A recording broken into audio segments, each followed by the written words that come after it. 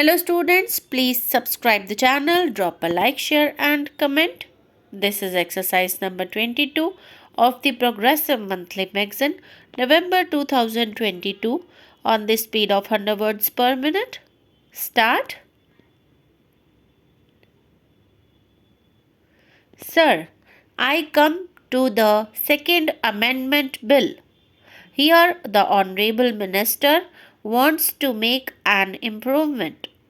I very well understand it, and to some extent it is welcome. He wants to cover an employee who has interrupted service and that interruption in service being created as a result of his absence without leave from service.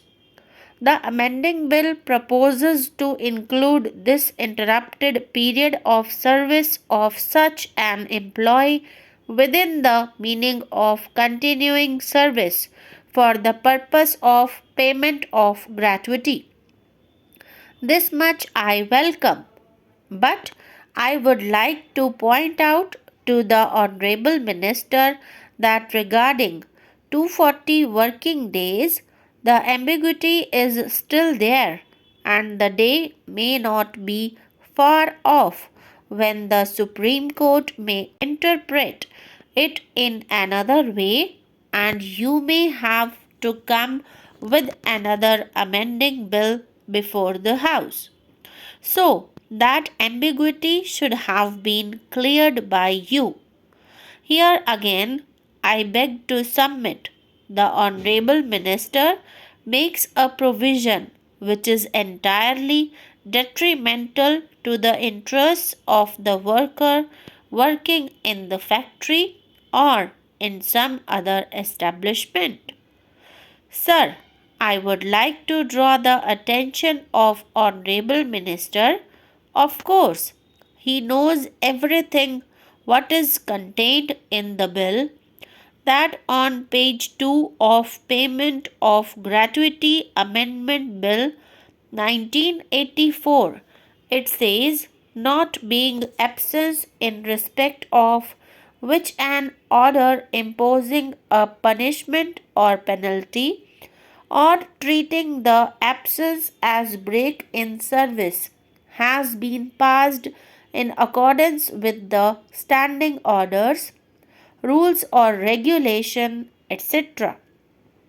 Here again, an unscrupulous employer, the number of whom is not small in our country, of course, may take advantage of this provision and for some reason or other, even on flimsy or false grounds, may impose a break in service of an employee every 4 years and thereby deprive the employee of his legitimate claim of gratuity.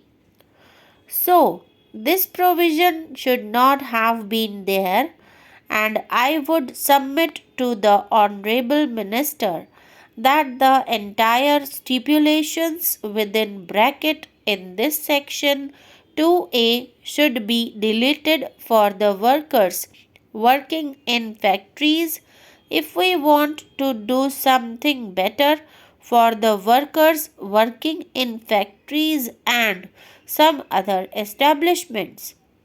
Madam, I would like to submit that the Payment of Gratuity Act is now about a decade, more than a decade old, and this act seeks to provide a tiny dose of social security to working population.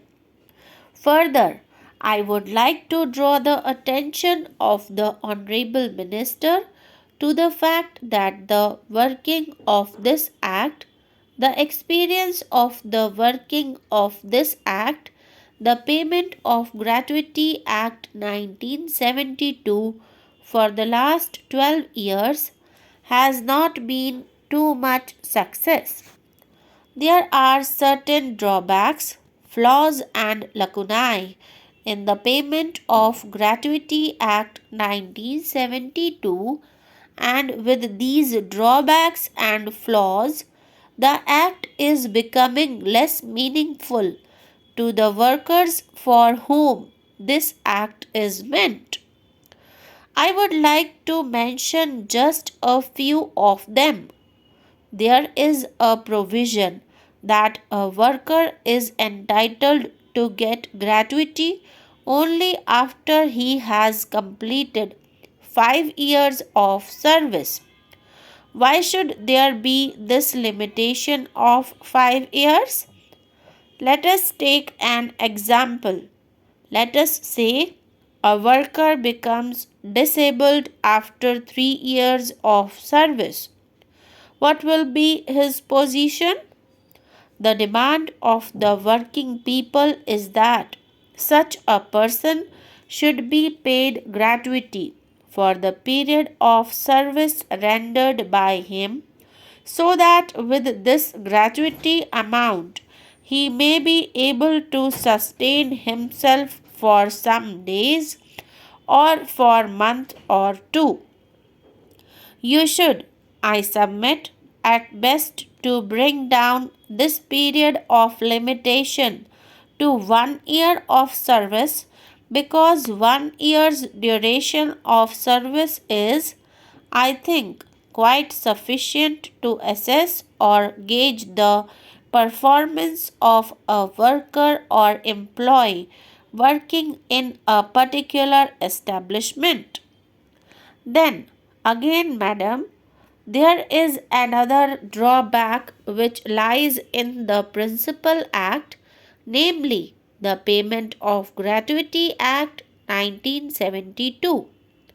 That is, the gratuity amount of a worker is not adequately protected. Therefore, I would suggest that such a statutory measure, should be brought forward by the government, which will enable the gratuity money to be adequately protected.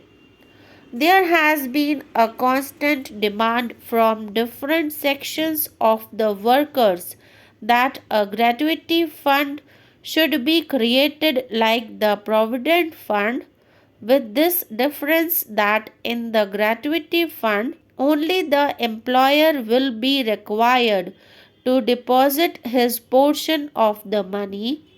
This fund should be kept quite apart by the employer for the payment of gratuity, and under no circumstances the employer shall be allowed to use the gratuity money for his own purpose.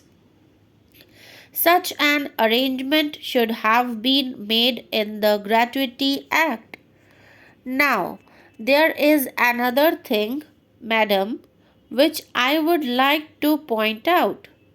Under the present provision, an employee is entitled to gratuity if he works or serves in an establishment which has at least 10 employees, initially at least. You have made an amendment that initially it should be 10. That is not fair.